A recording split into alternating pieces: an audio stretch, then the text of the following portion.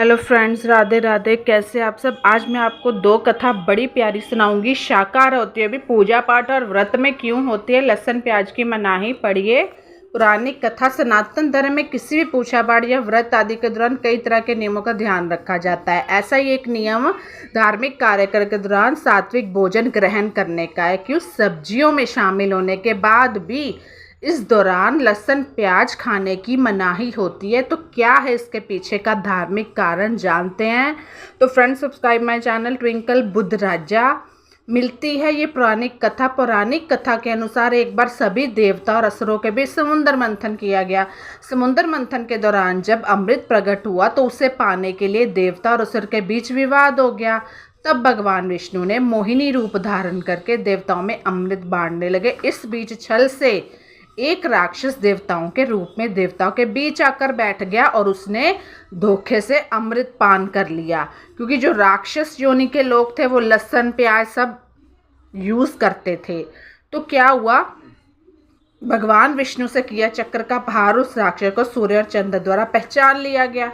तभी भगवान विष्णु से अपने चक्र के पहाड़ से उस राक्षस के सिर धड़ से अलग कर दिया। लेकिन तब तक वह राक्षस अमृत की कुछ बूंदें पी चुका था जो उस समय उसके मुख में ही रह गई थी। तो राक्षस का सिर कटने से रक्त की कुछ बूंदें पृथ्वी पर गिर गई। उस स्थान पर लहसुन प्याज की उत्पत्ति हुई। यही कारण है कि किसी भी धार्मिक कार्य या व्रत में लहसुन प्याज का सेवन वर्जित माना गया है, चाहे आप शाकाहारी भी हो तो भी।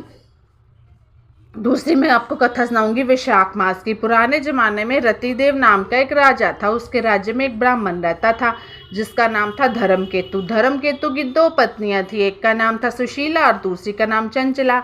दोनों पत्नियां के विचारों एवं व्यवहार बहुत अंतर था। सुशीला धार्मिक वृत्ति की थी और व्रत उपास पूजा अर्चना करती रहती थी। इसके विपरीत जो चंचलता थी भोग विलास में मस्त रहती थी। वह शरीर के श्रृंगार में अधिक ध्यान देती रहती थी। किसी भी व्रत उपवास या पूजा अर्चना से उसका कुछ भी लेना नहीं था, वो मानती ही नहीं थी।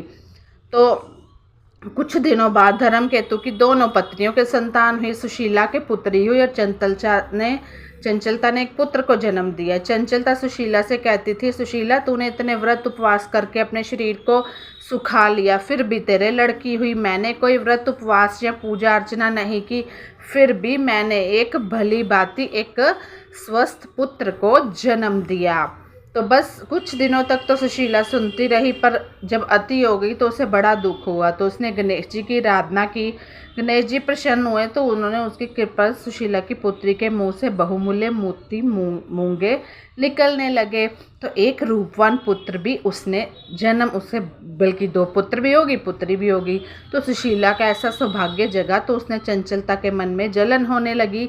तो उसने सुशीला की बेटी को कुएं में गिरा दिया। पर सुशीला पर तो गणेश जी की कृपा थी, उसकी बेटी का बाल भी बांका नहीं हुआ तो और वह कुशल कुएं से निकाल ली गई। तो कैसी लगी ये मेरी दोनों कथा, बहुत ही अच्छी हैं। भगवान जिनके ऊपर हाथ रखते हैं अपना, उनको कोई कष्ट नहीं आने देते। हाँ, परेशानियाँ इसलिए आती हैं क्योंकि हमारे कुछ कर्म ग्रह, हमारे प्रेजेंट के जो कर्तव्य होते हैं वो हम ढंग से नहीं निभा पाते। तो bye bye, take care, good night.